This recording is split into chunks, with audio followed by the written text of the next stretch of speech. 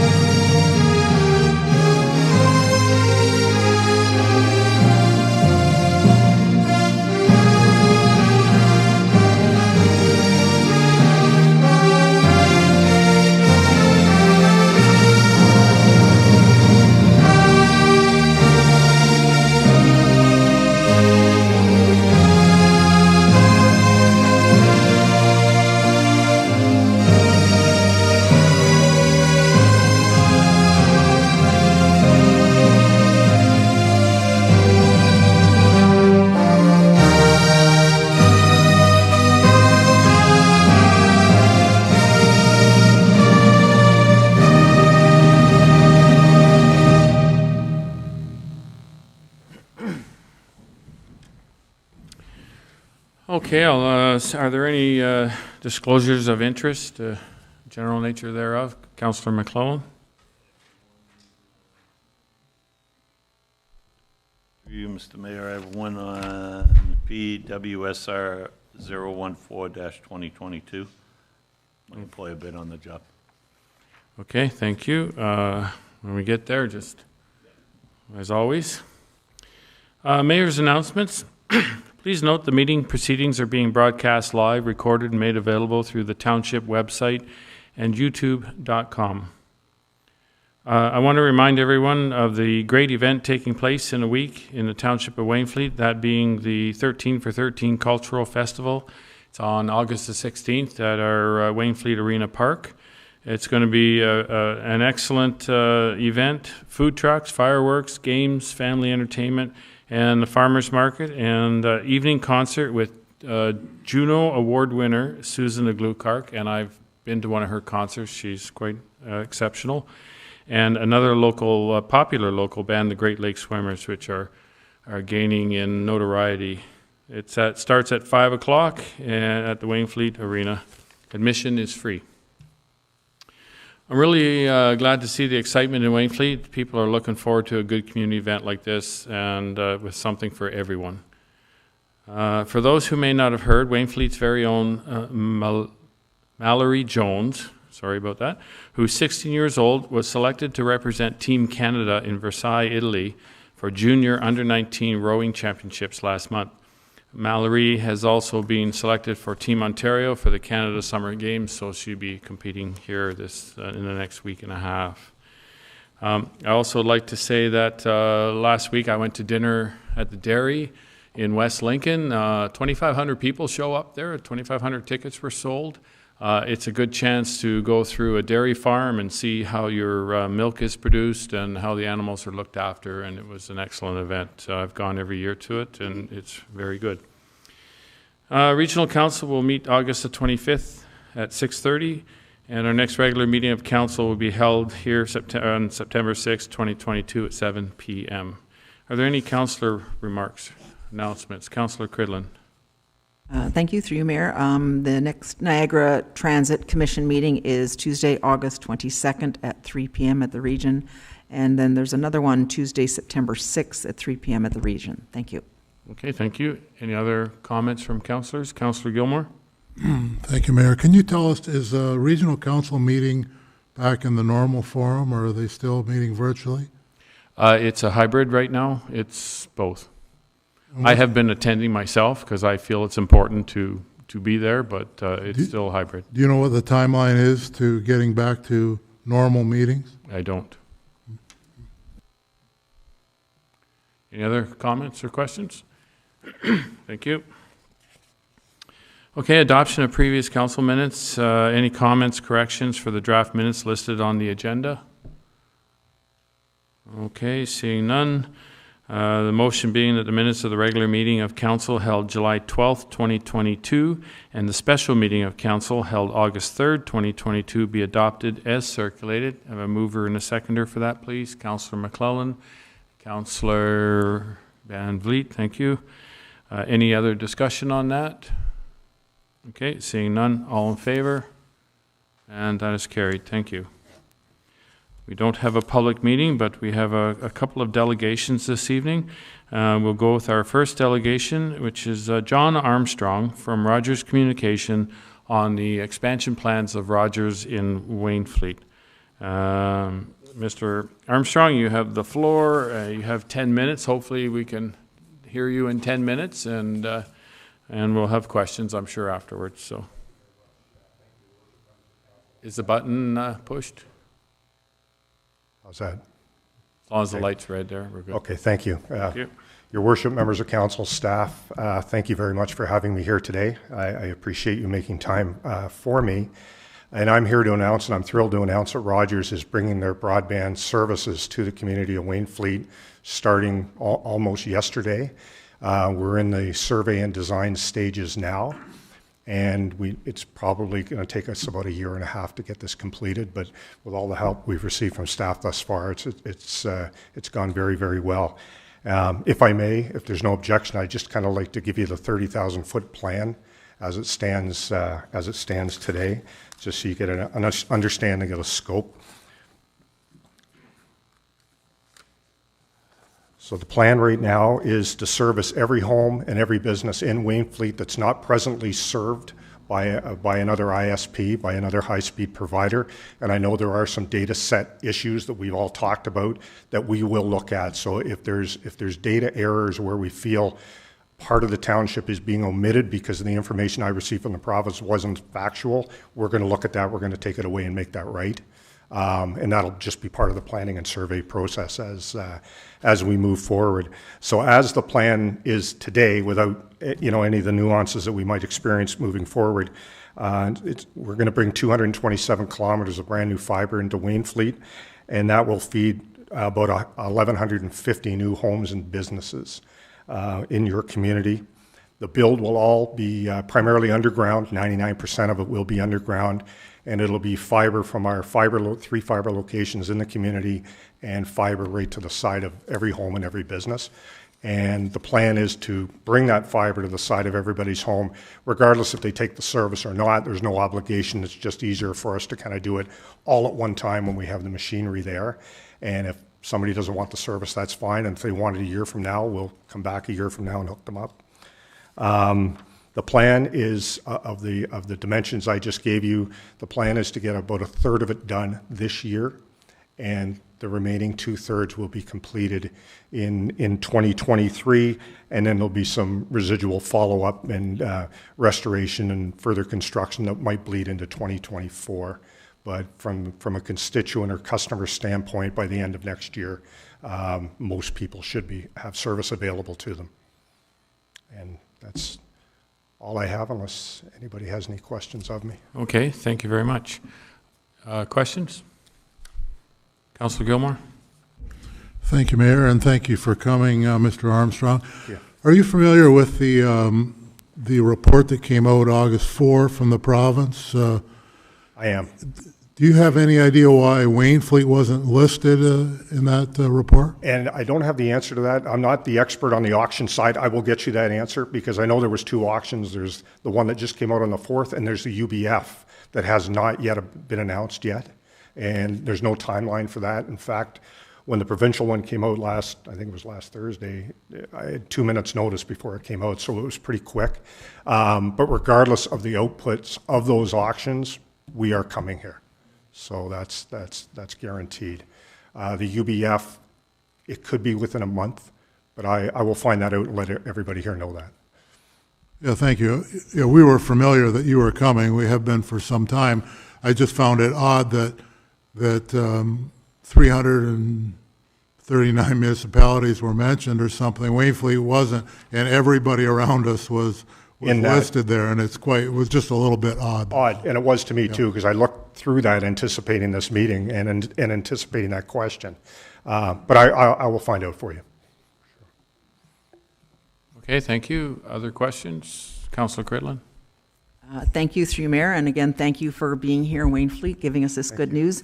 There's been some detailed work done by some citizens in Wainfleet, and probably more than I'm aware of, but for the detail and design phase, how do we ensure that the data you have is the data that will be supported on the ground? So they've done some detailed surveying, and there's certainly some discrepancies that I've been made aware of. So do you have a detailed level amount of information you can provide to the township now, or how do we open that discussion? I will within a couple of weeks. I wanted to let the survey kind of take care of itself, just to look at the data sets, to see if something like Lakeshore was omitted and should not have been.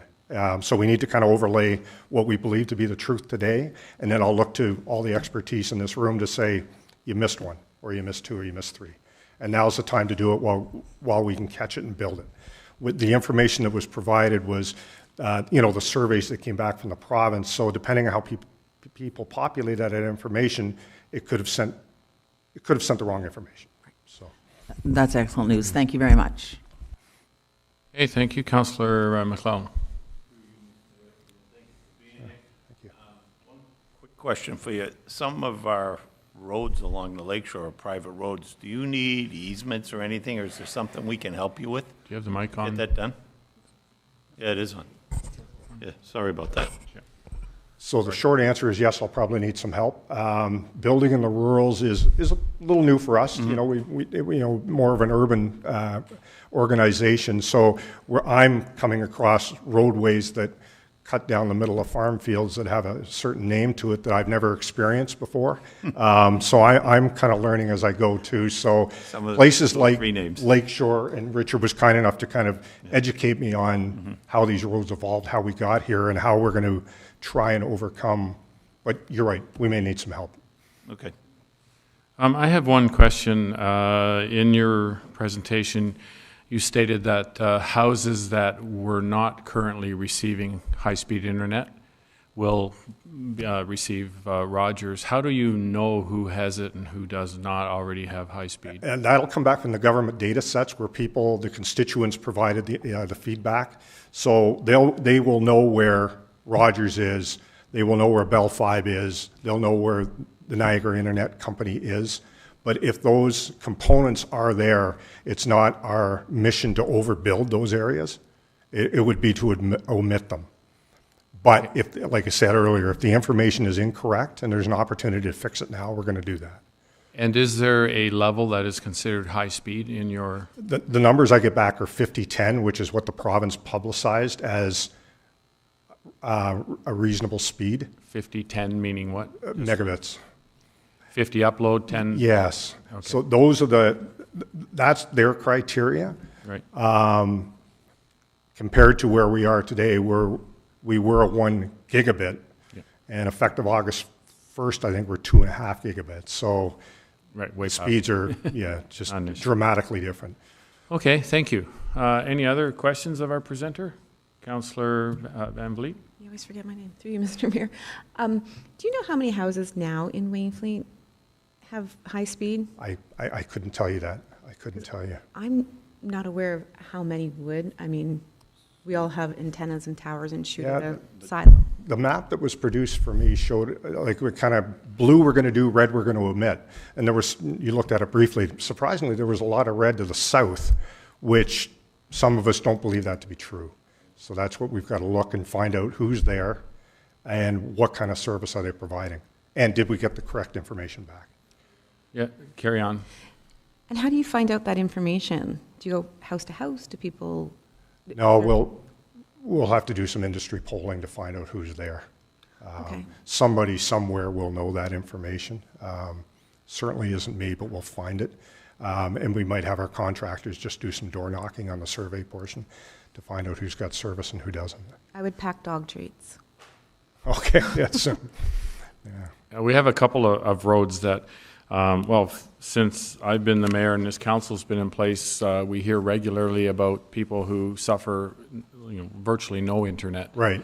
And it's really important that we get those those roads and those areas looked after because they're businesses and they need. Yes. I mean, you have to have internet Well, and today. from an It's economic stable, so. standpoint too, you need that. You want to So- encourage business to your community. Yeah, so we want to make sure that those that are underserved Yeah. definitely get good No, service. and we'll continue to work with everybody, and let's fill these holes in now. Like I said, we designed off the data that was provided, but we can make changes to that on the go for sure. Great.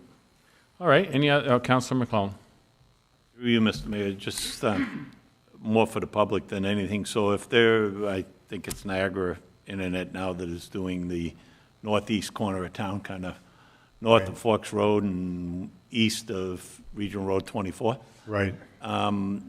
So my understanding is what you just said is if somebody doesn't pick that up, you're not going to bring your service down to their house for them to get it. So just so people don't think they're sitting there playing the game and No, not we're- get somebody cheaper, right? So Yeah, you're not our goal is to going there. provide service to everybody who doesn't have it currently today to an adequate speed. So if there is a system going down your street, you better take the one that's there. You better right? take the one Yeah. that's there. Okay, Yeah.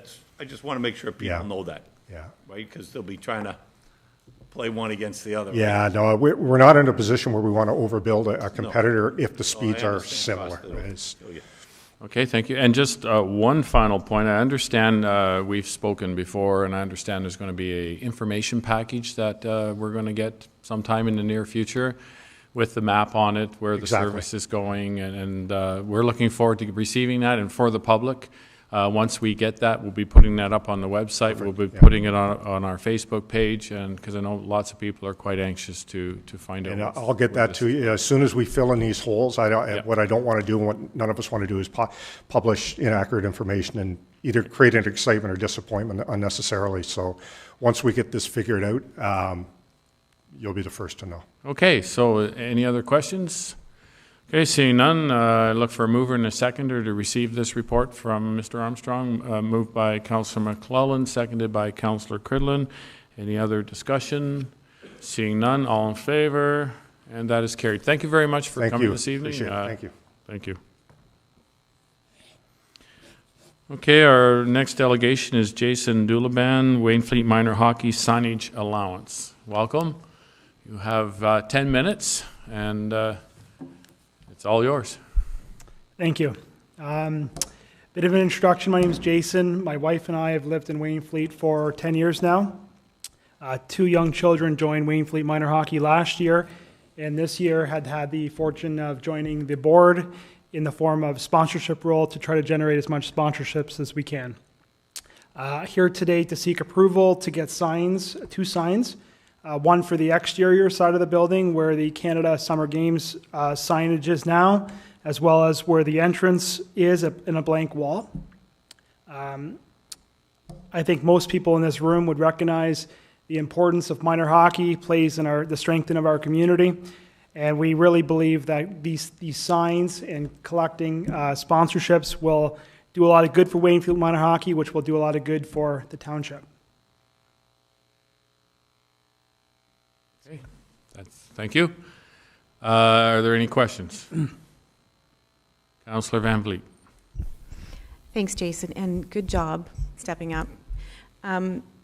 Would the sign cost the township anything, or you're going to? We would take care of it all, yes. Okay. Yeah, I think it's years ago, before you came, there was a mural in the Wainfleet Arena that said Wainfleet Minor Hockey, and there was 2 sticks. So you're going to go with the Wainfleet Wild? That was during some of this councillor's time sitting on the board. Who voted that in? So good call. And thank you for, like I said, stepping up. I know what a job it is being on that board. Okay, thank you. Any other questions? I'm wondering if we should ask staff for a report on this, just to, before we jump on it here, and just get, the information that we need to make a good decision. So, any thoughts, Councillor Cridlin? Thank you. I don't have any questions for the presenter, so when we come to the motion, that was exactly what I was thinking. I would like to send it to staff and come back with the recommendations, pricing, all the regular stuff we would do with engaging, and it's a great idea. So I'd like to see it done right. So that'd be, if the presenter doesn't have any more questions of him, I'd make that motion. Okay. Just, Are you making that motion right now, or you want to wait? Okay, so Councillor Van Vliet, you were next. Through you, Mr. Mayor. To Jason, timeline, when did you want this done by? it's a rather time-sensitive request. Just to reiterate, there would be no cost to the township. The concept is to have a rather colorful entrance into the arena highlighting Wainfleet minor hockey and welcome to Wainfleet, and then littered on the sides of the drawing to have sponsorships from local businesses that would be supporting the Wainfleet Minor Hockey Association. The idea and the concept came behind seeing the summer games visual that's there, just adding a lot of color to the entrance to the arena. So there is no associated cost for this for the township. Okay, Councillor Gilmore. Thank you, Mayor. Yeah, I see no reason to drag this out till a September meeting when then the fair's going to be there. They're not going to get the work done. If we've had that mural on the inside before, if it's okay to put one up for the region, it should be okay to put one up for us. So I don't see the point in asking staff to do anything. Let's just get on with it. Okay, go ahead, Will. I was just going to run to Richard after, but go ahead, Will. Through you, Mr. Mayor, I think I did hear that in addition to the Wainfleet Minor Hockey logo, the Wildcat, that there might be some advertising of businesses on there as well. Again, if that is going to happen in addition to just the minor hockey logo, I'd recommend that we at least have an opportunity from a staff perspective to investigate the sort of policies and sort of processes that would be used by minor hockey to select which businesses go on. Just from an equity and fairness perspective, there are, I guess, processes when we deal with external businesses advertising on municipal property, and we might at least be able to sort of discuss and get the details of that and be able to report that so that we've got all the I's crossed and the T's dotted before the actual implementation occurs.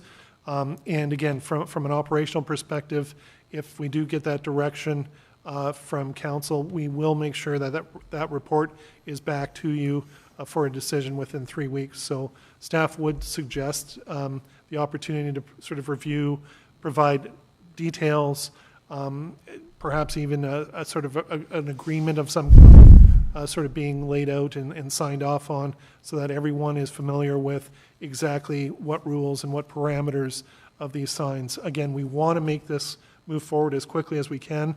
But again, just to ensure everything is in good shape, staff would recommend an opportunity to report back to you in completeness. So I'm seeing two components to this. The first component is the sign outside and the sign when you walk in, which is no advertising, no anything. It's just at your expense, and it would only have to meet with our operations manager and arena people to make sure it goes in the right spot, the right way, and all that sort of thing. That's one part. The second part I see is the advertising part, which Will's points are correct there, that we would have to just make sure that everything is in place there before we A-OK that one. So that's what I'm seeing anyways. If I can clarify the point that was raised, this wouldn't be an advertisement tool. This would be an area whereas it would be businesses' logos that'd be on one decal or one sticker. It would be the welcome to the Wainfleet, and then around and surrounding that logo will be the business logos that are sponsoring Wainfleet Minor Hockey. This won't be used as an advertising tool. This is strictly to showcase the businesses that are supporting, which is Wainfleet Minor Hockey in the Wainfleet community. Okay, Councillor Gilmore. Thank you, Mayor. So that component of it could come after September 6th or something. The rest of the work you could get on with now while there's nobody in there. I'm sort of asking a question and a comment, but. Yeah, I had suggested it was a time-sensitive request, and if I can explain that further, we're sitting here in August. It does take anywhere between 3 to 4 weeks to be able to prepare that decal and manufacture that and install that. But mostly we need to solicit businesses in Wainfleet to sponsor Wainfleet Minor Hockey and knowing that their logo will be centered on that wall. So if we're sitting here where minor hockey starts 1st of October, it's going to be unlikely that we're going to be generating sponsorships if we're seeking such donations in November or December for this year. So Okay, Councillor Van Vliet was next. Through you, Mr. Mayor. So it's just sponsorship you're looking for, not advertisement. Correct. So there's no difference between putting somebody's name on the back of a shirt and the same. correct. So we could move this process along. I would say that we just go ahead and do this if we're not advertising, because I understand where you're talking about, Will, you're talking about like advertising on the boards, which is different, but this is sponsorship, which for years and years and years, there's always been a board across the way, I don't know which bench away or visitor, that said sponsorship, and it wasn't advertisement. The advertisements were on the boards or above. So, okay, I get you. Okay, thank you. Councillor Cridlin? Councillor Cridlin? Thank you, through you, Mayor. So the discussion's great, and it sounds like we still need a little bit more input from staff who we've not heard from yet. So in terms of time sensitive, I mean, that is an issue, of course, but we have to do it in a way that's repeatable and predictable. So I'm hearing it's now using municipal property for a grant. So it's starting, the more that you talk about it, the more it's, it's a partnership we're going to be entering into here to be able to use the arena for this kind of space. So the more it's discussed, the more it seems to be needing a staff report, in my opinion. Councillor McClellan? Through you, Mr. Mayor. I was thinking, as far as I'm concerned, this can happen. What I'd like to see is a conceptual drawing of it or a rendering of what they're going to make before they go and make it. Make sure staff looks at it, says, yeah, it's okay, it's not violating any rules or regulations about equal and fair and anybody else that wants to complain about it. And let's let it go and get it done, right? I know it takes time to get this up, and this might take 2 months before you get it done. So as far as I'm concerned, like if staff says go ahead. So you're asking for a staff report? No, I'm basically? asking that Jason gets a conceptual drawing, brings it in, and between Richard and Will, if they say it's good, I trust them. That's what they're there for. So Right. let's let it go. Councillor Gilmore? Thank you, Mayor. As far, Councillor Van Vliet's quite correct. As far as the sponsorship advertising, that's been on the arena wall since we built the arena. So you're not, all you're asking is to relocate it from one wall to another wall. Yeah. So, which is exactly why I'm opposed to staff spending any time, because it's been okay ever since 1972. So that's all. And that's to my point, the two components. One is just the wall mural and the banner inside. The second part, which does cause more problems, is advertising on the boards. We're not talking about that. We're talking about something that's simply relocating it. I don't have a problem with it myself.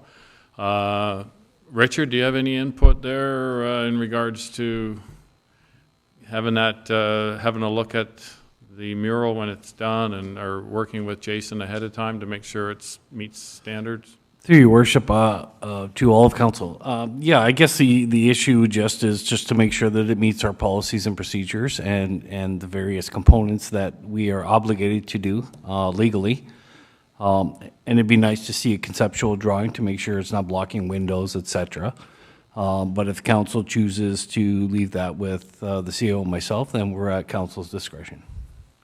Okay. If there's no other discussion, would anybody like to make a motion?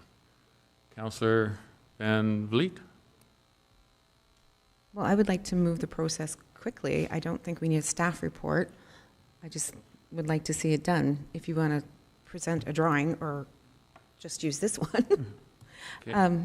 So the motion being that, first off, we received the report from Mr. Doulaban on this. A second component of it is that we move ahead with you move ahead with creating a mural in conjunction with our CAO and our operations manager, and so that we can get it done as quick as possible in a time-sensitive manner.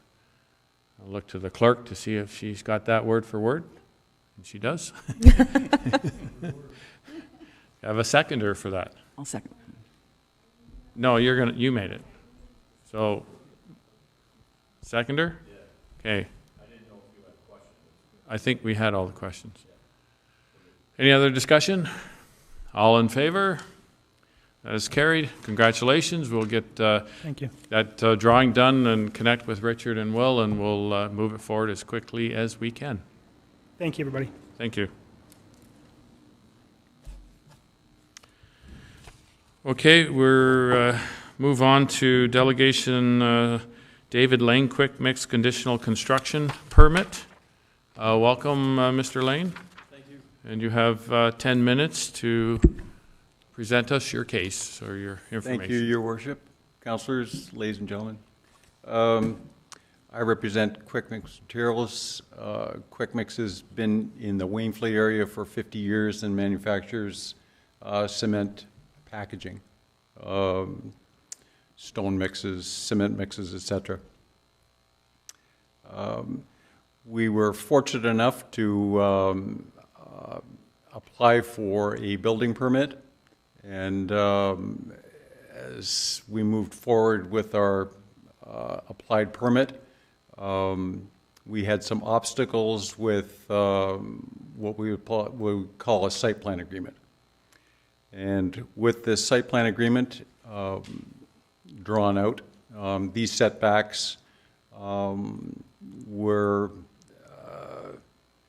with the MTO, with MPCA, and unfortunately for us, what stalled the whole process was Hydro One. We were fortunate, like I said, enough to have our temporary permit, and we moved forward. As we moved forward with this, we worked outside of what was designated as a site plan, a drainage plan, if you will. And in recognition of that site plan and those floodplains, we've, from the outset, continued our construction with 3 buildings and done it according to code with inspections moving forward. Unfortunately, we had our application denied by the MTO for the site plan agreement and work permit in the end of April of this year, after a long, drawn-out 12-month process. That was triggered by, I'll preface this a little bit, we are obligated by a site plan to address the removal of culverts along Highway 3. That was accepted in principle by the MTO and was eventually approved by the NPCA. Unfortunately, there is a small transformer that's existing on the property, owned by Hydro One, that has an easement that runs from Highway 3 onto the property. Again, setback and long period of time, it was 12 months. Hydro One had said that they would not allow us to remove the culverts along Highway 3, and so that put all of this back to square one. When we went back to square one, that's when MTO had denied the permit, and it put us back to a brand new process. We've begun that process again. We've formally applied again now to the MTO for a work permit on new construction. Fortunately now, by retaining the culverts, we don't need an encroachment permit, which is a plus for us. However, we do need another stormwater management plan that has to be done, again at our cost. And that's in the process of being completed now, along with the permit. It's been suggested now, too, that the NPCA will not give us a work permit until there's a formal completion and acceptance by the MTO.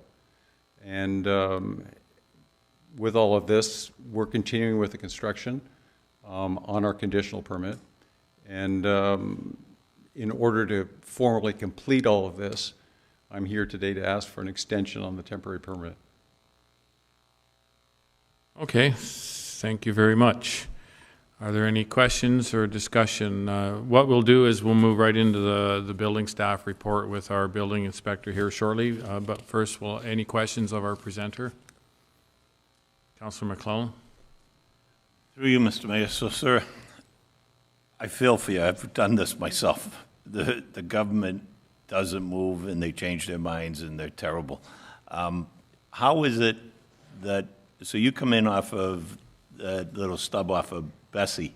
Yeah, and go in directly across from Bessie Road, yeah, Quickmans Road. Yeah. So that's your entrance. So the culverts they're talking about moving are east of that, on the north side of number 3? East of Quickmans Road, Yeah. yes. So why do they, from what I've seen driving by there, you don't use those culverts at all? No. So what is the issue here? Well, if I can add something here as well, it's really superficial as well because the quarry dewaters 3 times a week. Yeah. Right. So the criteria for a stormwater management plan is based on 100 years. I mean, it's 5, 20, 50, 100. And the quarry replicates that 100-year flood 3 times a week. Yeah, no, I know. So a stormwater management plan is almost redundant, right? Yeah. Particularly because the Quick Mix property as a whole is as flat as a pancake, right? No, yep. No, I know your The property. grade differences are not any more than 3 inches from the front to the back of the property.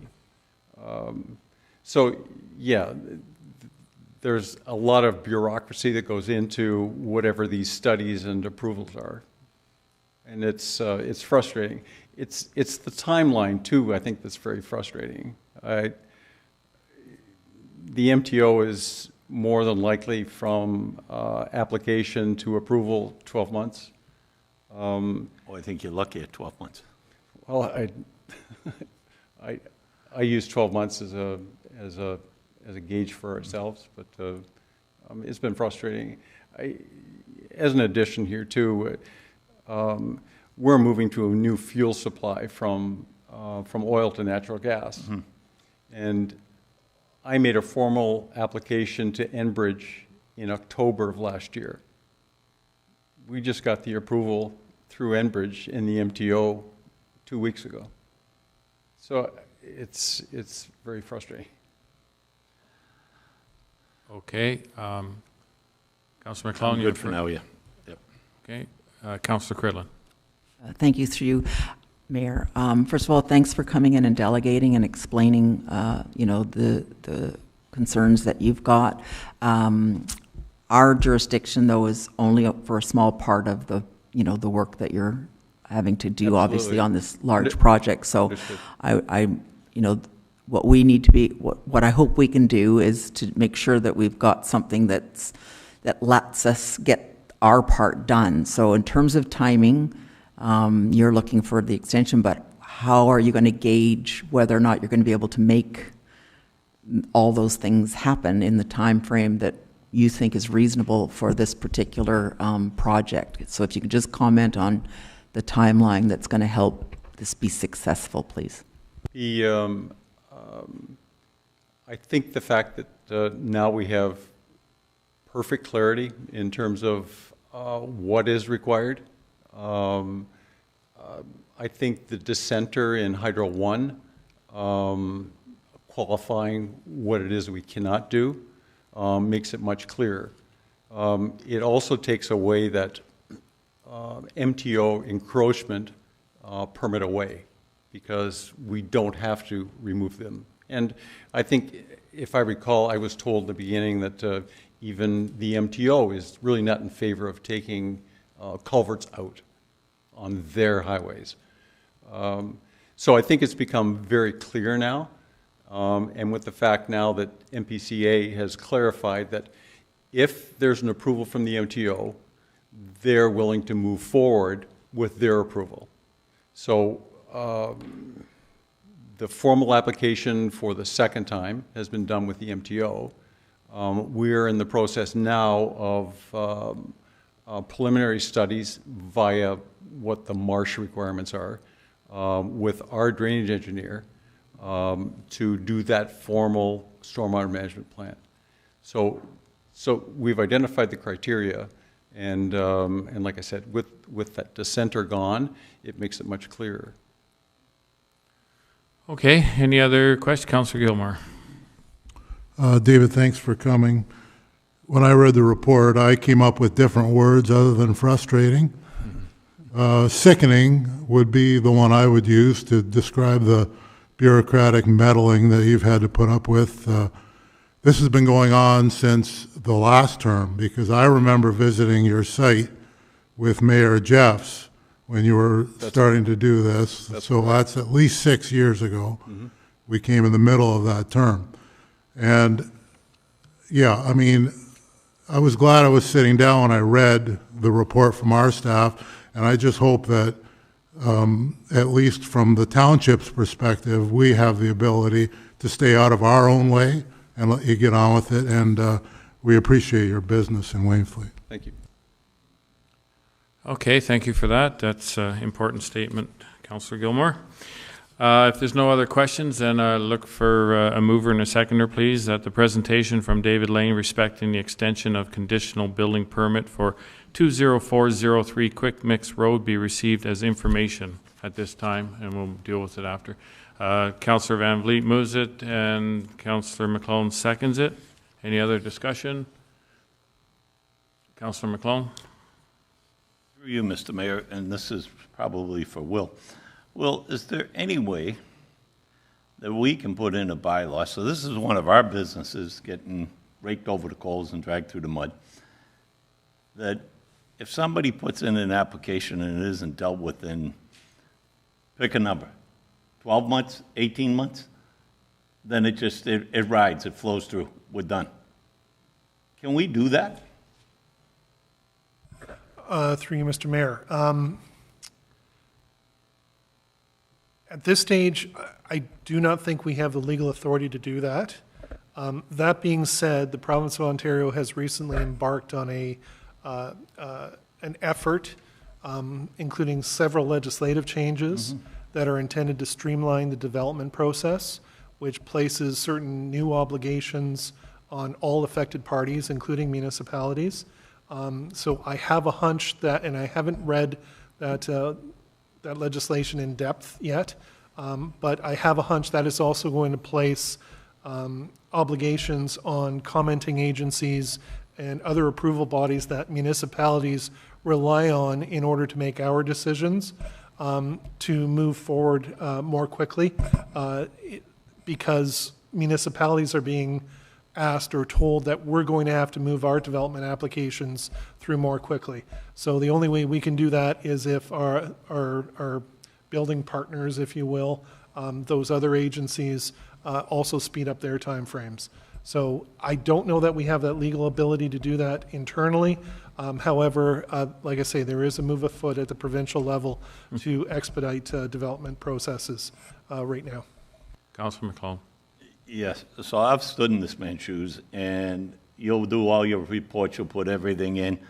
I hand them into whatever government agency they go to. They don't even acknowledge they've got them. Then 2 months later, they send you a question. At that point, their timeline stops. And so even if you say they have 12 months or 18 months, their timeline stops till you get the answer for it. You give them the answer. 3 weeks later, somebody comes ask you basically the same answer, but the same question in different words. And you have to go through this process, and time just clicks on and clicks on. Like, this has to stop somewhere. And, I mean, I'd hate to know how much money you've spent in studies and engineers, and it would choke an elephant. It's very interesting because the province, Premier Ford has brought out, 3 years ago, the red tape reduction program. which I naively was very excited about. However, I haven't seen too much change in that sense, and some things that you think would be able to get done faster just don't seem to be happening. So the red tape reduction unit is working, but not at a pace that we all would like. So, okay, so thank you very much, Mr. Lane. The motion is on the floor to receive the report at this time, and then we'll move into our building report on this issue. All in favor of receiving the report? Okay, that is received. Thank you. Thank you very much, Mr. Lane. Thank you. And now we'll move to the building staff report on this 003-2022 extension of the conditional building permit for Quick Mix. And we'll look to our building inspector, Mr. Hopkins, to speak to that, please. Thank you, and through you, Mayor, and to all council. Thanks, Mr. Lane, for attending tonight. He took a lot of my content out in his 10 minutes, so I apologize if I'm repetitive in any way. Just to summarize tonight's staff report, it did give a brief timeline of those 3 conditional permits, the one for the warehouse, silo, and the lean-to. There are 3 separate conditional permits. Again, the outstanding items were the MTO and the MPCA approval. The original conditional permits were signed in June of last year, and we gave them essentially 2 months to have these conditions met as they expired at the end of August. Based on what I've heard tonight, and possibly in the future, if these conditional permits are reviewed again, we could look at possibly extending that timeline. It seemed like 2 months seemed slightly unrealistic at the time. Saying that, my first involvement with this file came in April, shortly after the developments that they had through their application. Since then, Mr. Lane, myself, and staff and the other agencies have had a dialogue to get to this point tonight. So it is staff's recommendation that these permits get conditionally extended again until the date that we outlined in the staff report. Saying that, though, staff are very eager to have this resolved and have these finalized and move on from this. Saying that as well, staff intend to commit to persistent communication with all of the agencies that are still outstanding, Mr. Lane and Quick Mix themselves. And now that we do have a critical idea of the information and the direction going forward, that's going to make staff's involvement significantly easier. Just to be fair, though, the alternative of extending these conditional permits is the revocation of the permits themselves. That's information that you should know tonight, that if that is the case, if that is elected to go in that direction, we revoke the permits. The applicant has 30 days to begin serious work at the restoration, the removal and the restoration of the buildings. After that, both the conditional agreement as well as the Building Code Act does afford the town the right to go in and complete that work, using up the deposits that would have been obtained during the permit process, and any additional monies would then be assigned to the taxes as municipal taxes. So that is the alternative tonight if you don't elect to extend these conditional permits. So, and that's where we arrive at now, and thank you, Mayor and Council. Okay, thank you. So potential motion, I'll read the motion first here and then we can have further discussion. The building staff report respecting the extension of conditional building permits W172-2020, W173-2020, W174-2020, and 20403 Quick Mix Road be received. And the Township of Wainfleet amend the conditional building permit agreements with David Lane, agent for 1806193 Ontario Incorporated, to permit an extension of the compliance date to March 1st. Can I have a mover and a seconder for that, please? Councillor Cridlin and Councillor McClellan. Okay, that's on the floor. Is there any discussion on this? Councillor McClellan, you're first. Through you, Mr. Mayor. I don't think March 1st is going to make it. We should be looking at September 1st. These they don't move. This poor man is gonna be in here for a fourth time looking for this. It's not gonna, they just don't move fast enough. Yeah, September 2023. Okay, so okay, any further on that? No? Councillor Gilmore? Thank you, Mayor. I concur with my colleague, except I would suggest that we're proposing to stretch it out 7 months from basically when they expire on the 31st, correct? Correct. So I would say that we extend it 7 months beyond the date that they receive all the bureaucratic other permits that they've been waiting for years and years. We'll give them 7 months after they get all those done to get it all done, because they don't need to keep coming back here. Enough is enough with these people. I mean, so I'm just tired of giving people the runaround. So we're proposing 7 months, but that probably won't be enough time for these people. All they do is get a bigger straw and suck more life out of businesses. So when they get their work done and Mr. Lane comes to you and says, okay, I've got everything from everyone else, now I'll take my 7 months and I'll get it wrapped up, and then we'll come and see you. Okay, I'm going to look to the Mr. Hopkins for comment on that, please. I think that once he obtains those approvals, I certainly won't need the 7 months to turn this around and finalize the permit. From a building standpoint, there's very little that we need at this point. I understand and agree where you're coming from. I don't need those 7 months. I believe, and maybe Mr. Lane can comment on this, but it was assumed, or it was thought that they might actually get the MTO approval by December. That's why we extended it the extra 3 months. So we felt like we gave that buffer time. But like some of you have mentioned, that can actually be extended. So we are open to a further date if that's your prerogative. Well, to Councillor Gilmore's point, I mean, how long has it been going? 7 years, this process? Obviously, a very painful, unnecessary process has been going on here. This should not be like this. So we as a township, I believe we should do everything that we can to accommodate this and make it easier, to Councillor Gilmore's point, so that they don't have to keep coming back asking for extensions and that sort of thing. So once they get their permits in place, then it's, as you say, Mr. Hopkins, it's a quick process on our part. So it is. It is, and I'll reiterate through Mayor that staff will be spending this time period, now that we do have that critical information going forward finally, that staff will remain diligent to help the residents, the applicants, and the property owners to get this paperwork pushed through. okay, so Councillor McClellan, you suggested September 1. Are you still interested in? Go ahead, you have the floor. Through you, Mr. Mayor, to answer that question, I agree with Councilor Gilmore. My other question was, and it would be to Mr. Lane, would it help if Mr. Nan went to the MTO with you? Like, I know other municipalities, when they're looking for things, somebody's come in and develop a piece of property.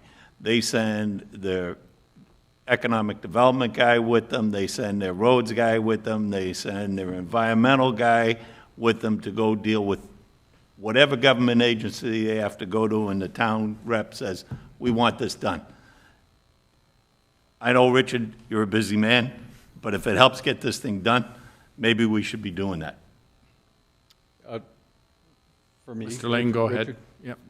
I think that any help is really appreciated. I think that, and Richard probably knows this too, there is a review period that is really difficult to pin down by the MTO. And I think that there is dialogue that comes after whatever that period of time is. And then I would ask for assistance at that point. Okay, so the main point being that we keep our lines of communication open and we assist in any way that we can assist Yes, to get this done. Look at the time it's taking up. that's to- greatly to do appreciated, something like believe this. me. Yeah. Councillor Van Vliet, I think you had a question. Thank you, Mr. Mayor. I was going to ask somewhat the same question. Is there anything we can do to help? Like, I'll say one thing. The relationship since April with Ben has been terrific.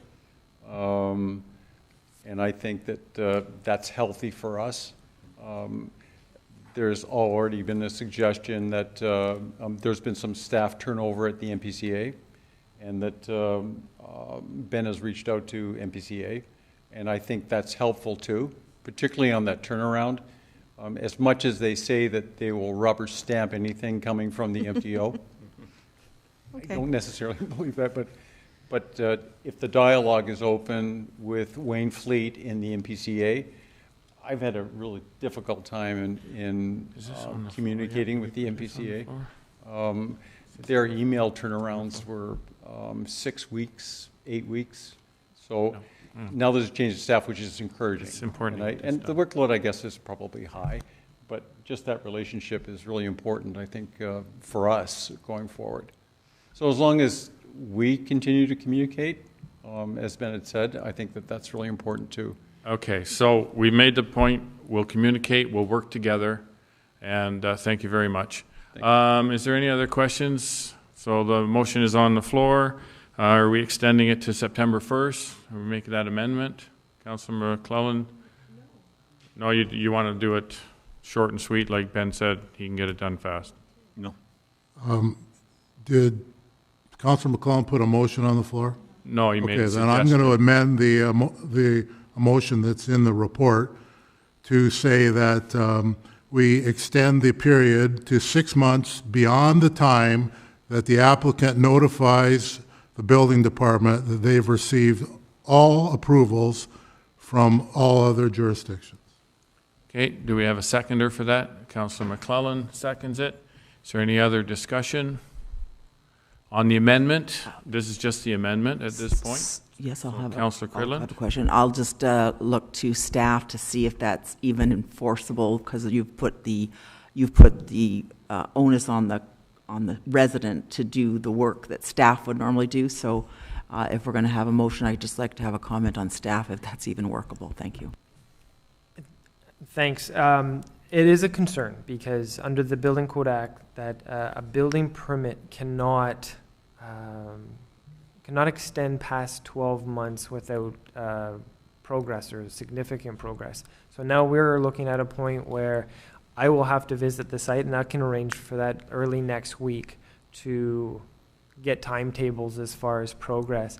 The Building Code Act only allows us to cease construction for more than a year. So if these buildings are already finished at this point and we're waiting, I do feel that if we extend it past that point, we could actually be in contravention of the act itself. So if that is the case, I know that that's from substantial or continuation. So I would have to look at the files. I believe our last inspections happened in the fall of last year. I believe the end of November.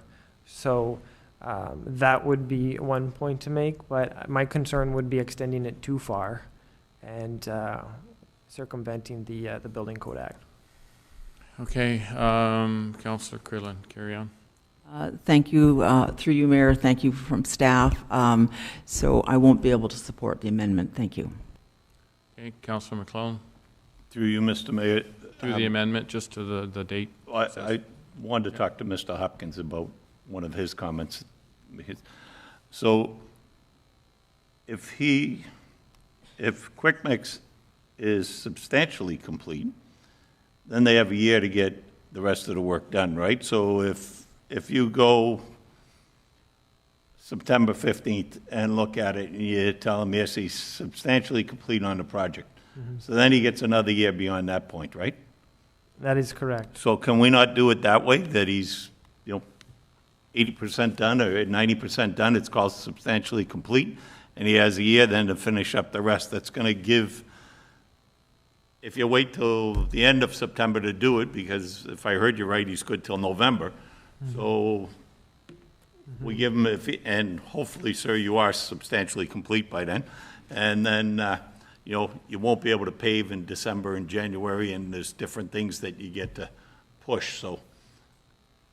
It would appear that, let me see, there were the three. So there were inspections done on one of the structures in mid-September. That was, it appeared, our last inspection. Mid-December, and then November as well. So staff did visit the site mid-September. Okay, so if you go to mid-September, call it substantially complete, and he's got a year to get A final. the final. Yeah. So hopefully you can get things done in the next 13 months, 14 months. So for the motion then, the amendment was to make it to September the 1st, was your first suggestion.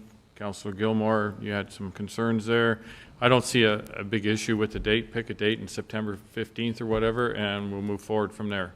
Any thoughts, Councillor Gilmore? Okay, Mayor, perhaps the CBO, just give me the farthest date out that you can give me right now, and let's pick that date and get on with it. Yep. September 16th. September 16th? Yes, correct. 2023. Yeah. 2023. Okay, so that is the amendment we're making to this. Which amendment was on the floor, though? September 1, that was...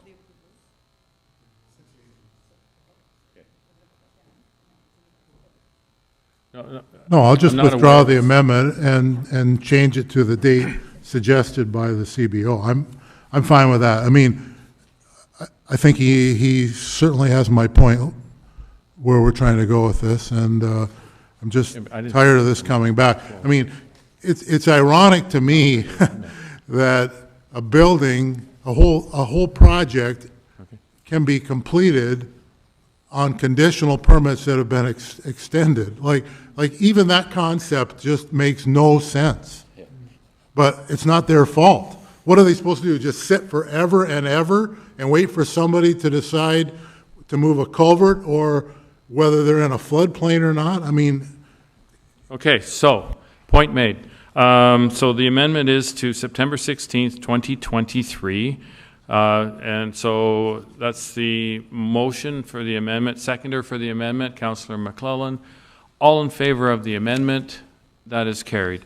And now we vote on the entire motion. It's on the floor already. Any other questions on that? Seeing none, all in favor as amended, that is carried. Thank you. This one is now finished. Thank you very much, Mr. Lane, and I'm very happy to hear that you're happy working with our building department now, and we're going to do our best to get this done and be finished with it. Thank you. Okay, moving on to admin staff report, multi-year accessibility plan 2022 to 2026, and we'll look to our CAO for comments there and presentation. Through you, Mr. Mayor, I will try to be brief. Under the Accessibility for Ontarians with Disabilities Act, every municipality is required to maintain and establish and maintain a multi-year accessibility plan identifying the various efforts, goals, and targets of the municipality in meeting the requirements of the disabilities legislation. The township's last plan came to, I guess, a technical conclusion this year, mid-year, and what you have before you is a new multi-year plan building on the previous plan that the township had in place. There have not been any major significant amendments to the accessibility legislation, so a lot of our plan is simply a carry forward and an update of the efforts that we've undertaken to date, as well as identifying a few areas that we require further attention and updates. Most specifically is a new communications policy, an updated communications policy that staff will be bringing to you prior to October of this year. Other than that, it's really a sort of housekeeping thing intended to demonstrate the township's effort in meeting the accessibility legislation. If anyone has any questions, I will try to respond. Okay, I've put the motion on the floor. Admin Staff Report ASR 17-2022 respecting a new 2022 to 2026 multi-year accessibility plan be received, and that the draft 2022-2026 multi-year accessibility plan developed for the Township of Wainfleet by the Harrington Group Limited be adopted. Mover seconder to put that on the floor, Councillor Quidlin and Councillor McClellan. Is there any discussion? Okay, I like to see on there, as I read through it, everything is ongoing and being worked on, and it's one of those things that's in process. So, okay, seeing no discussion, all in favor? That is carried. Thank you. And we go to Part 2, Memorandum regarding the Wainfleet Central Fire Station borrowing bylaw, and we'll look to our CAO to give an overview of that, please. Through you, Mr. Mayor, to Council, likewise, I will attempt to be brief. The purpose of the memorandum is to introduce a bylaw that is listed later in the agenda that is proposed to be enacted by Council that will allow us to undertake borrowing to facilitate completion of the new fire station project. The borrowing that's being identified in the bylaw after consultation with Niagara Region and the Ontario Infrastructure Corporation, from whom we will be borrowing the money, is intended to cover off or identify the total global project costs, so that what we have before you is a bylaw that will allow interim borrowing during the construction phase, followed by an eventual rollover to a full long-term debenture at the conclusion of the project, once we have a fixed amount identified for construction. Again, we have identified a need to borrow for this project, and the purpose of this bylaw this evening is to allow us to get the request into the region, which is required in order for us to apply to the province for the funding. If anyone has any questions or discussion, we'll try to address those now. Okay, at this point, this is just a report to be received. And so the motion is respecting Wainfleet Central Fire Station borrowing bylaw be received for information. A mover seconder to put that on the floor, please. Councillor McClellan and Councillor Gilmore. And discussion on this, please. Councillor McClellan. Through you, Mr. Mayor. So we're going to borrow against this, but do we get a fixed rate now, or are we waiting till it's all done? Or through you, Mr. Mayor. As I understand the sort of relationship that we're going to have with the region and the province, we'll be establishing a fixed rate now during the duration of the capital construction works. And then when we roll over to the final long-term debenture, there'll be a sort of a second rate that'll be finalized and in effect at the time of that borrowing.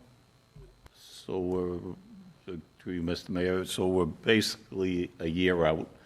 The interest rate could go up 2, 3, 4 times between now and then. Why wouldn't you just borrow it all right now and be done with it? Through you, Mr. Mayor. I guess one of the things that we are balancing is, yes, there is a possibility for interest rates to go up. Likewise, there's a potential for them to go up and then come back down. The issue you run into is borrowing money before you actually need it and without knowing the total final amount that you need. I guess the way the bylaw is structured, and again, the way that it was sort of discussed with both the region, with whom we borrow through the region, in accordance with the Municipal Act, we as a township are unable to just go out and borrow on our own. The region has been delegated the authority to borrow on our behalf and on behalf of all the lower tier municipalities. So when we look at borrowing money, We have a borrowing limit that comes into play for the township. Likewise, because we're going through the region, there is a regional borrowing limit that also needs to be accounted for. And when municipalities borrow to fund capital project works such as the one we're dealing with now, the idea is we borrow the money we need to borrow. We don't borrow more. We try not to borrow more, and we certainly don't borrow less than we need. We try to target the exact amount.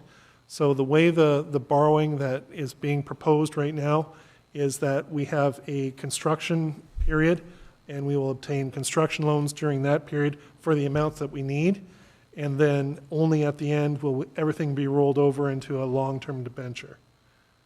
Could we do it and borrow everything right now?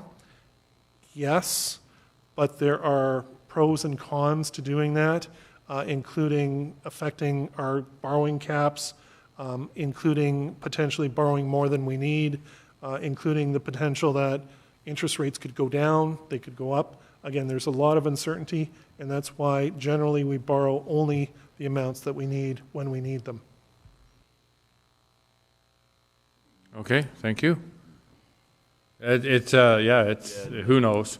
It could be a winner either way, so it's hard to know. Nobody can look into the future.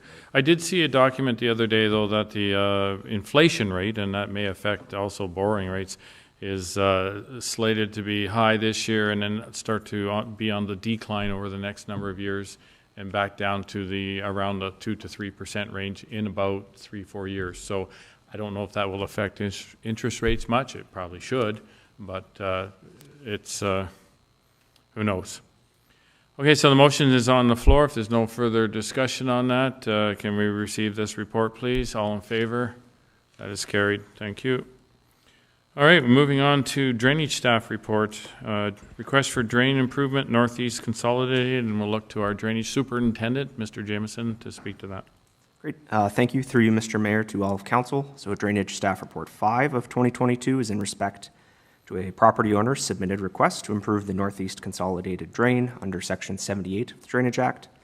The Northeast Consolidated Drain is a consolidated system made up of 4 different drains that was most recently updated comprehensively by an engineer in 1971.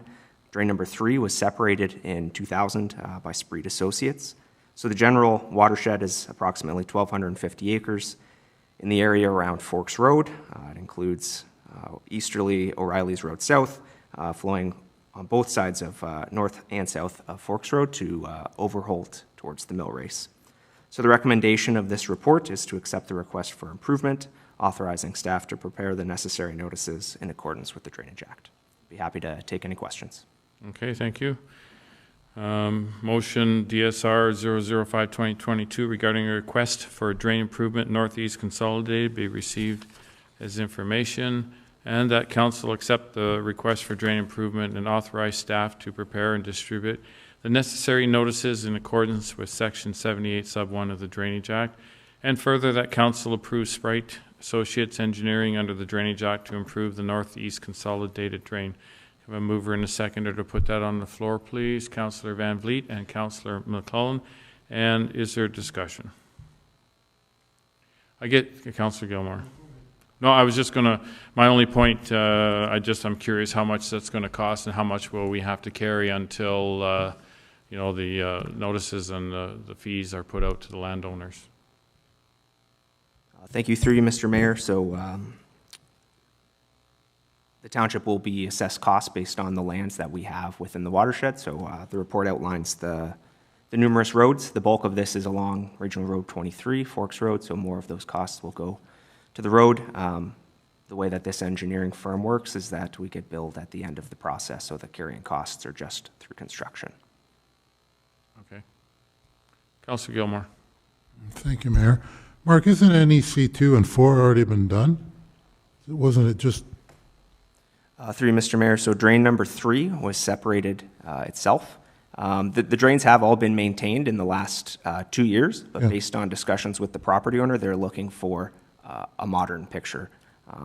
The drain maintenance that's being done on this is required every 3 to 4 years.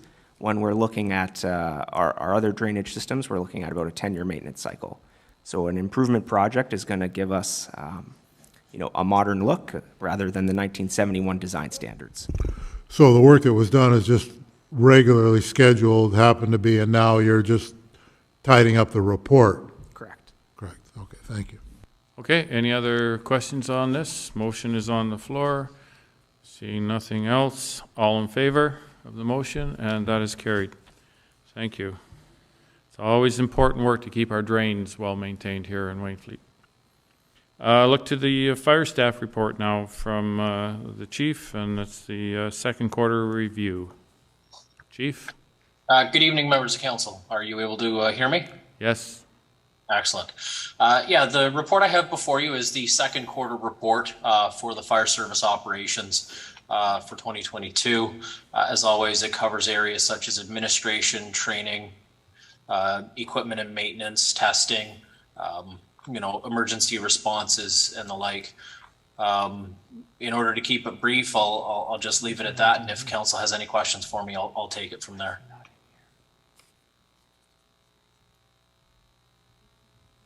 Okay, thank you. Motion being a staff fire report 009-2022 respecting the 2022 second quarter fire and emergency services review be received for information. Of a mover seconder for that, please. Councillor Gilmore, Councillor Van Vliet, thank you. Is there any other discussion? Okay, seeing none, all in favor? That is carried.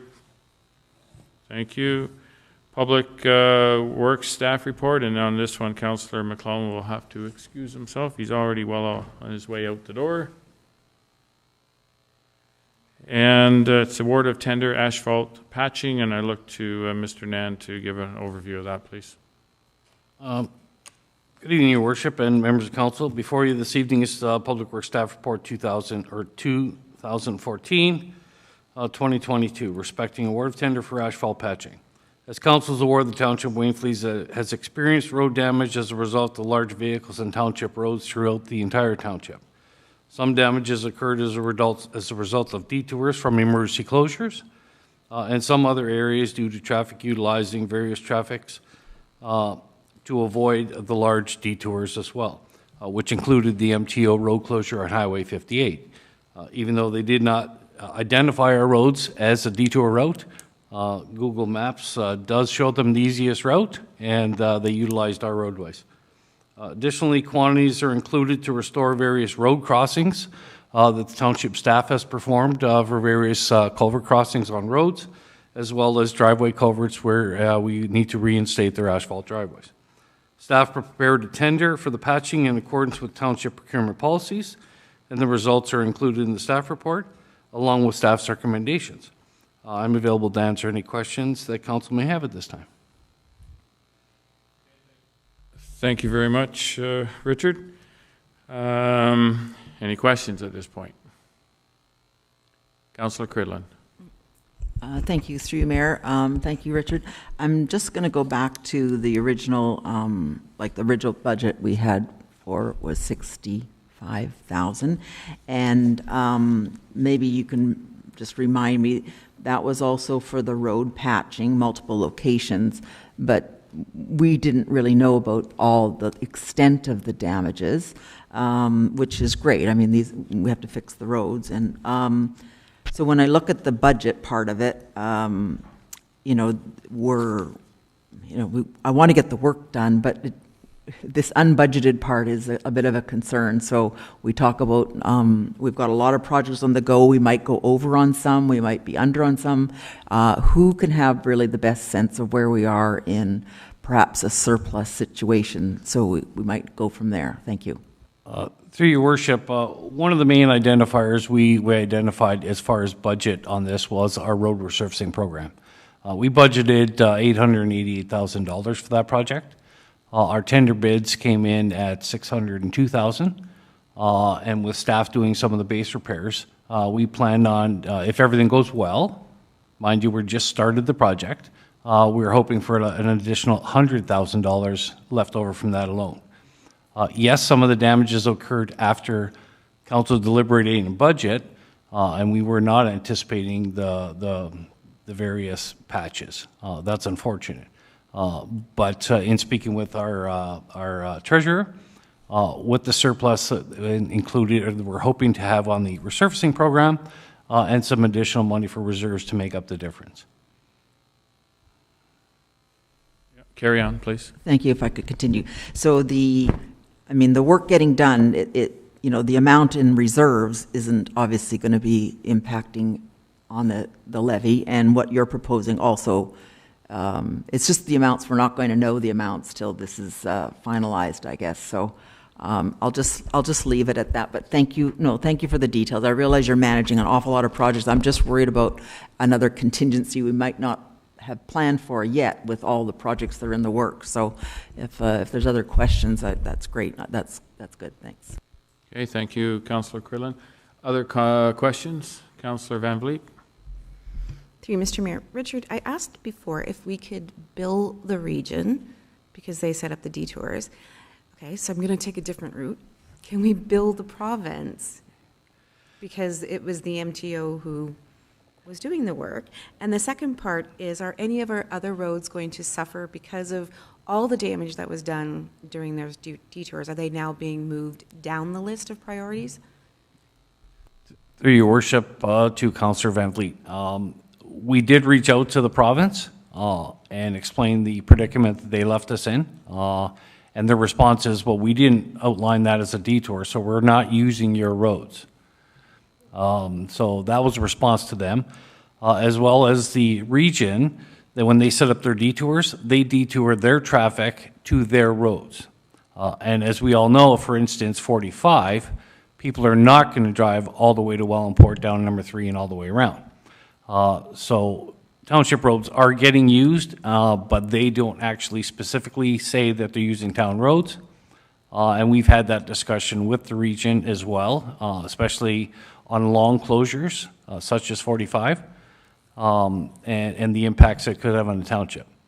But unfortunately, because they don't dictate, we don't dictate to any other higher agency, and they don't utilize our roads in their planning stages, they say they're not responsible. The second part was, were any of our other roads being pushed down the priority list now because we have to fix their problems? Through your worship, to Councillor Van Vliet, actually, Phillips Road was added this year to our patching contract, or our asphalt resurfacing contract. None of our roads actually moved down the list. They weren't bypassed. We actually, as council, and I recommend and I thank council, we increased our budget for road resurfacing, which added the amount of money to get Phillips Street done. So nothing did get removed. We're actually moving ahead with the plan as presented to council, and everything was still being included in that. Okay, thank you. Any other questions on this? Okay, I'll look to have the motion put on the floor. Public Staff Report PWSR 14-2022 respecting award of tender for asphalt patching be received, and that council direct the manager of operations to engage the services of R. Griffin Construction to complete the asphalt patching tender. I have a mover and a seconder for that, please. Councillor Cridlin and Councillor Gilmore. Is there any other discussion on this? Okay, seeing none, all in favor? And that is carried. Thank you. And we'll bring Councillor McClellan back in.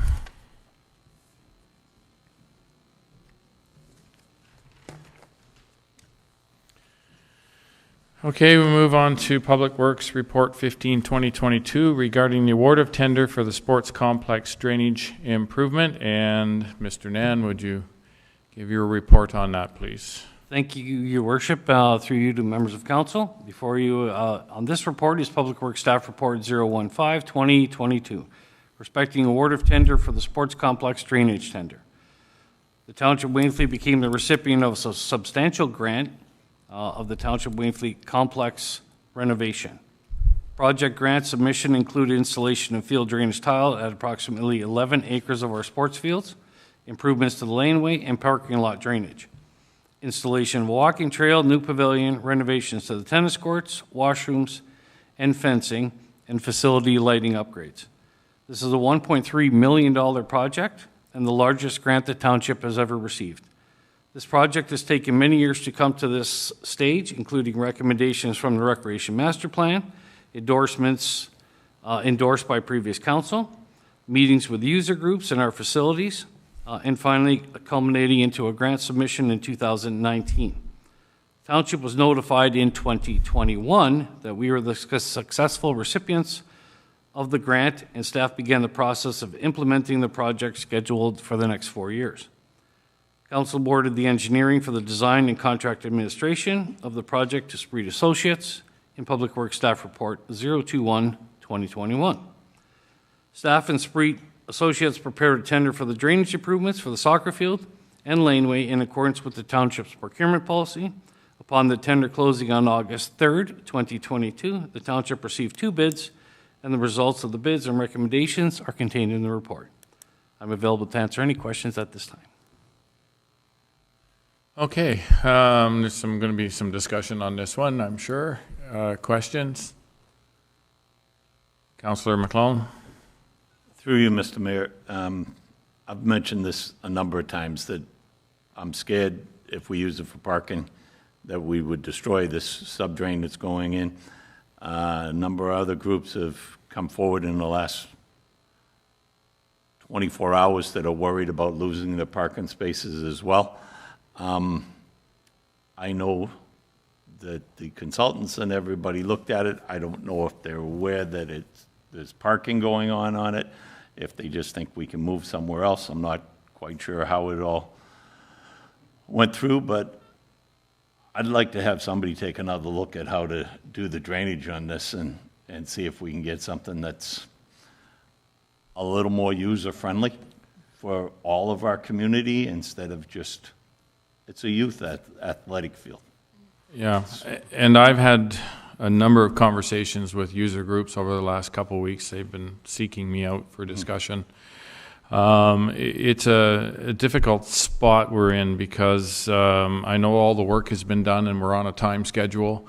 There's potential, having to wait till next year, losing the grant. There's all sorts of issues there that we've had discussions about. For example, I know the fair has talked to me, Marshville has talked to me. Their concern is we're adding possibly 150 more parking stalls along the road that comes in by the Quonset hut there. Their comment to me was that won't even hold the number of volunteers and vendors that we have. It's a difficult situation. We've looked at, can we create the drain and still allow vehicles on the field? I know Richard was looking into that with the engineers, and they're trying to, that would be the best solution. We also looked at, do we do half the field and create, half the field that can, will still be wet soccer fields and the kids can still play on, not as good, but the cars can park. So it's a challenging situation here. We could take time to figure it out. My only concern is, and Richard, I would ask that you outline this, please, is the concern of our timeline and potentially losing the grant if we don't get the work done in time. So just, your point is well made, Councillor McClellan, and I agree with you 100%. We have at least 4 groups that all use that space, and how do we make it work for everybody? And that's the problem we have. So, Councillor McClellan. Yeah, so the one other point is, right now, every contractor is so busy. We only got two bids on this. This is a simple job. There should have been 6 or 7 of them. There's just, everybody's so busy they can't even bid on the thing. It should have either went out in the spring. We might have got a little more competitive pricing. And if we delay it and put it out in the fall for spring installation, maybe we'll get better prices again. But I think we have, never mind the price, I think we have to look at a new way to do the job, because we are going to freeze out. The report says 16, Richard says 11. It doesn't matter. We're going to freeze out 11 acres of parking. Right? Yeah. And I'm sure Councilor Cridlin doesn't want us to go tear down 11 acres of trees and build a new parking lot somewhere. So. Yeah, and as I've said all along, ever since I first sat in this chair, Marshville and the Fall Fair are really all that we have here so far. And so it's really important, in my mind, that we support those two organizations here, because we don't have a lot, but what we do have is great, and we need to keep it and look after it. So somehow we have to come up with a way to look after all three: soccer, Marshville, the fair, and any other event that wants to come here and have an event. So I'm going to ask Richard to speak to the, because we spoke earlier today about the timeline and the legalities of possibly losing the grant and everything there. So. Thank you, Worship. I have a few comments, and I have been speaking with the engineers, and I did have several conversations today with them. I do understand the concerns of our festival groups, and in no way want to minimize the importance of hosting these events. Drainage has been a large concern in the past years, and has resulted in delay of our fields as late as the end of June before they could play soccer on it due to the field conditions. Staff also reached out to the engineering firm awarded to assist the project, and installers as well, to gain some additional advice regarding the use of our fields as parking lots. Test pits were performed, and the drainage design was based on those results of that site. And our property contains clay. We have minimal topsoil, so slit drainage was the preferred option. A design for drainage for sports fields to accommodate parking would require removal of clay, importing of base material, granular base material, installation of drainage, restoration, and importing of topsoil, as well as grass restoration. Costs of this type of endeavor would far exceed the current costing that's proposed. As sports fields are normally not used for parking, the engineer working with the township spoke to the professional installers as part of one of the tender bids. They indicated that the 2-inch pipe was fairly rigid, and that's not a normal household use type of pipe. And the engineers also spoke to the manufacturer. They are in the process of obtaining detailed information on the pipe strength. The manufacturer will be providing the engineer with loading capacities of the system currently in the design. Staff will share all the information and potential suggestions from the engineers when obtained, which may indicate potential use and direction of travel for vehicles. For instance, we may be able to park there. They may just suggest that we travel at a 90-degree angle to the trenches. Staff may also suggest there's other opportunities for parking, including potential use of the new school, Side Road 20, Feeder Road, the use of Clarendon Street. We have large shoulders on Feeder Road as well as Clarendon Street that we could utilize. Staff are willing to implement whatever council's direction is. Our concern is because it is a grant, and it has been extended already because the grant submission was 2019, and our proposed project should have started actually a year ago, but we didn't find out about the grant succession until 2021. So we've already applied for an extension. If we end up going back for engineering for a new design, the grant will not cover the additional cost of engineering. They'll only pay for the engineering services for one of those designs. And it potentially could, and we don't know without talking to them, if that will decrease the amount of grant that we're available to have. Okay, thank you. Councillor Van Fleet, please. Through you, Mr. Mayor. Richard, are the soccer fields were previously tile drained, were they not? Through your worship, yes, the soccer fields were in, drainage was installed about 20, 25 years ago. And when we did a study and we did test pits, they have totally been crushed. They were utilizing the original method with normal 4-inch or weeping tile, which is it's not a very rigid pipe, and it wasn't designed for that type of loading. With this type of system, it's more of a rigid pipe, and there are a lot smaller trenches, so the impact on the loading will be a lot less than the larger trenches. Okay, I'm just trying to figure out how to please all the groups, because essentially it's not on the township to provide parking for festivals. Other municipalities do it all the time, where they have people movers, like we did for Canal Days, which was perfect. You parked at wherever, and they moved you with regional buses. Is there any way that has staff looked at that? Can we direct staff to maybe look at something like that, like people movers? Through your worship to Councillor Van Vliet, myself and other staff, including Mark, have offered our services to try and figure out and help them to help design their festival. The unfortunate part is it's not the Township Festival. They're run by separate organizations, but we were always willing to help and assist them in any way possible. It's just a matter of them reaching out to us for assistance. So if it goes back to the engineer and it comes back, do we know a time frame of when that would come back, or you just don't know? Like if we could potentially park there.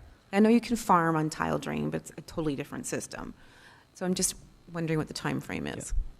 Through your worship to Councillor Van Vliet, they did reach out to the firm, or the company, which is a U.S. company. It's a very large company. And they did promise they will get back to us with the loading numbers and the capacity for the system. But unfortunately, I mean, this all happened in the last day, within the last 24 hours, so it's pretty tough to get answers in that short period of time. Okay, I'll go to Councillor Gilmore and then Councillor McClellan. Thank you, Mayor. Through you, Richard. If we defer this till the September meeting, will you have the, you think you'll have the information, and B, it's not going to impact the work in any way, in my opinion, because you're not starting till October anyway. So is there any impact to just deferring this decision till then and give you some time to receive this information? Through your worship, yes, it will set us back, because as part of the time frame, and the reason why we brought it to council earlier is so the manufacturer, there's over 8,000 meters of pipe that are going in here. So the supplier, obviously, before we award it, nobody's going to order any quantity of supplies.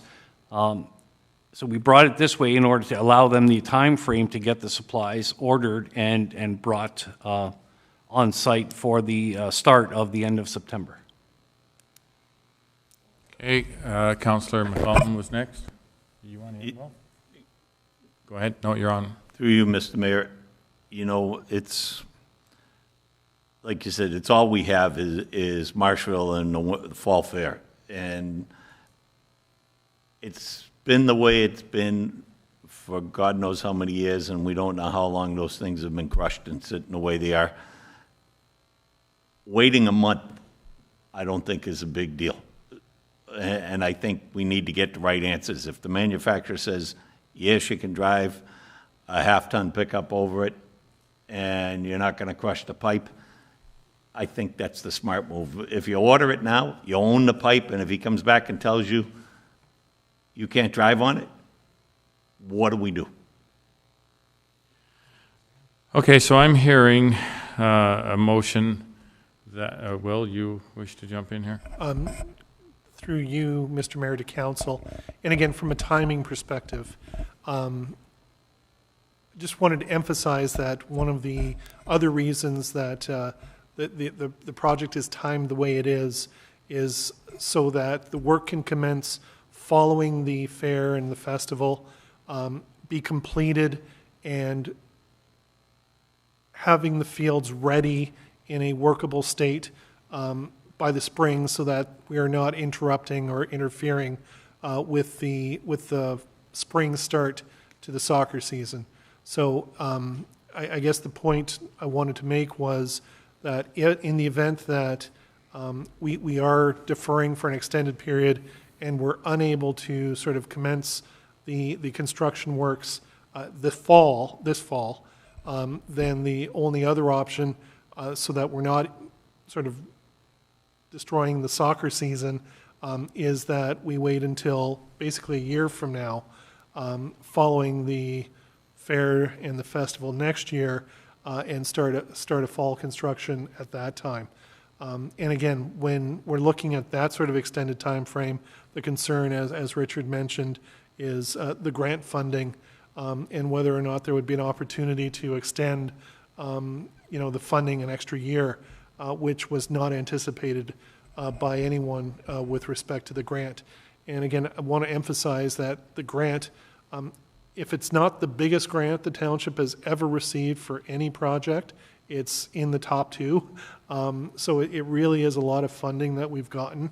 And again, it is for an important project, and it's a difficult situation that council's in, trying to balance the sort of the festivals along with the soccer needs and everything else. So yes, deferring it might be possible, but I guess I'd throw out, would council consider a meeting sooner than 3 weeks from now if we're able to get that information back, for example, next week or within a week? Would council be able to consider a special meeting to have the information brought back? Because if we could sort of do that, that might expedite or permit the project to proceed sooner rather than waiting the full 3 weeks. I throw that out as an option as well. And I don't know if Mr. Nan has anything to add to that, but I throw that out for council's consideration. And that's a great idea. I mean, this may be as absolutely as simple as the engineers come back and say, oh yeah, you can drive a truck over that stuff, no problem. And we're done, we carry on. So yeah, let's get that information as quickly as we can, and I'm all for having a special meeting. It'll be fairly quick, and we get that done. So, Councillor McClellan. Through you, Mr. Mayor, my question is, this has been going on for 2 years. Nobody thought that people park on that? Like, give me a break. Even the engineers that did this work should have asked the question, do you use it for anything else? What do you use that area for? Like, yeah, somebody's and that brings, dropped the ball. That brings up an issue for the future, for the next council. If you go down there on a soccer night, there are cars. There's not room to park cars now. They are parked all over Side Road 20. They're parked every little piece of grass they can find. There are like 500 kids out there playing soccer with parents, with associated cars. I understand, and I'm told the Wainfleet soccer program is one of the best in Niagara, and kids are coming here from all over Niagara, Welland, Port Colborne, to play soccer in Wainfleet. So we have to look ahead here and realize that we need to do something in the next number of years to increase our parking ability. That's a must, because it's a hazard down there. I don't know if a fire truck, some nights you go down there, they're on both sides. I don't know if a fire truck can get through, an ambulance, if a kid hurts himself bad. So that is something that we are going to have to look at. Whoever's sitting here at the next term, is something that they certainly should start to plan for. Because it is, it's the results of having a fantastically successful soccer program. So we need to develop our parking. So, okay, so I'm hearing here that, sorry, Councillor Crillon, sorry. Thank you, through you, Mayor. Obviously, lots of very needed discussion. So the idea of moving it forward, I'd still like to move it forward if we could. So if it works for the other councillors, can the staff not be afforded to go ahead with this bid? And we know that if that's subject to the cars being able to be parked on it, Richard will know that when he gets a phone call. So obviously we don't have to meet if you can park cars on it. And if you can't park cars on it, I'd just like to direct staff to use all the time they've created by their timeline to work out something with the two partners that are going to have parking issues. And I'm confident the staff can come up with something. I mean, like Councillor McClellan said, this has been in the public space for 2 years, and we haven't had the partners come to the table either. So I don't want to see the summer lost for the kids on the soccer fields, and I'm sure we can find space to park without paving over anything else, as Councillor McClellan pointed out. So I think, again, everybody's got some good ideas. We don't like deferring, we know that. So is there some way we can frame this that obviously if we can park cars on it, we don't need to meet, and we can award the bid? So I see it might have some added value from the other side, so I'll just put that out there. Thank you. Okay, Councillor McClellan. You can't award a bid and then ask the guy to wait and stop. You have to know what you're doing, or that'll be a major change and there'll be a major charge. Yeah, big dollars. Yeah, no, you can't do that. Donna, you can't do it. I'm interested here. What I would like to see is Richard does his homework. We get that process done. we have a quick special meeting off on that, and we proceed from there, and we'll have to figure it out after we get that information. I don't think we should jump ahead too far here until we have that information, and then we go from there. So, I have a quick question. Councillor Van Vliet. Just a quick question, Mr. Mayor. To Richard, when you talked to the supplier or whoever's coming back with the information, if we can park there or not, do we know the maximum weight of a vehicle that could be on the soccer field? As I know it gets towed into there. So just wondering. Yeah, through your worship, one of the parameters we've asked for is what we call the loading of the capabilities of it. That'll dictate how much weight. So they'll say to us, you can park cars on there, just don't park transports. Don't park them in a certain direction. They'll be able to tell us what that information is as far as loading. All right, so perfect. Thank you. If everybody's okay here, I'm going to make the motion, read Public Staff Report 15-2022 respecting award of tender for sports complex drainage be received, and that council direct the manager of operations to do the research on the pipe as we have discussed, and come back to council with that information at a special meeting, hopefully in a week. Do we have a moved, seconded? Any other discussion? Seeing none, all in favor? That's carried. Thank you. Does anybody need a break before we're getting towards the end? We're all good? Okay. Carry on then. Just correspondence. Yeah, we're just into correspondence here now. Item 11A, Township of Wainfleet Integrity Commissioner Annual Report. And I'm going to hand the floor over to Councillor Van Vliet on that, please. Thank you, Mr. Mayor. That's the wrong page. 1 second. So I pulled this because I just wanted to thank my colleagues around the table and staff for working so hard the last 3+ years for this report to come out as glowing as it is, that we can all sit here and have very lively, spirited debates, not ever be on the same side, but when we walk out that door, we still respect one another. So I would just like to say thank you to everyone sitting here for that. And I would also like to see, going forward, to see the same training that we had. Maybe staff could look into that. And I found it very helpful that when you sign up for this job, nobody knows all the do's and don'ts and how big those books are that you get, that you can say this, and there's a lot that you can't say, and everybody in here knows how big this mouth is, and that I've kept it shut. So yeah, this is a big one. I just want to thank everybody and to make sure that the next council, whoever that may be, gets the same training that we did. And I wanted to thank staff on that. Okay, thank you. We'll have a motion to receive that report from Councillor Van Vliet. Mover, Councillor Cridlin, seconded by Councillor McClellan. Any other discussion on that? And we have done a good job. Thank you for bringing that forward, Councillor Van Vliet. Okay. All in favor of receiving that? Thank you. That's carried. Item B, Township of Wainfleet Central Fire Station monthly report. And again, over to Councillor Van Vliet. Yeah, I'm quite active tonight.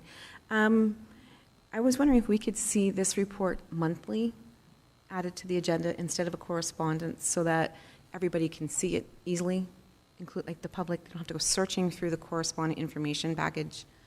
Just if it's added to the agenda, we don't have to speak to it. So we don't get it at 5 o'clock on Tuesday when you get home. Exactly. Yes. Right. Okay.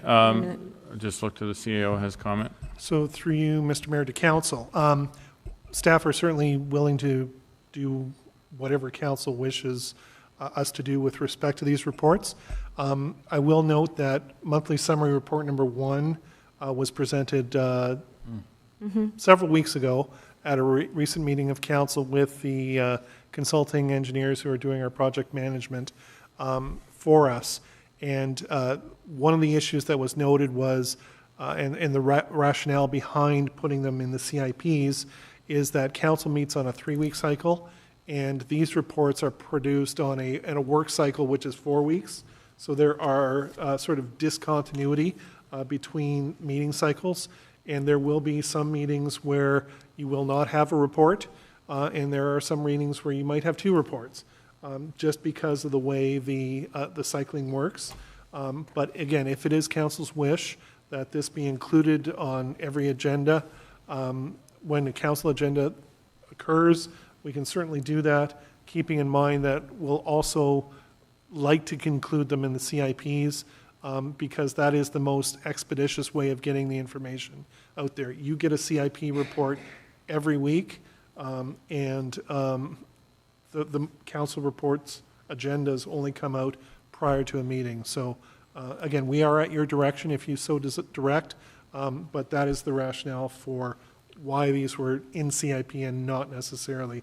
And just for the public who's listening, CIP? Is the council information package that is posted every week to our website and circulated to all members of council.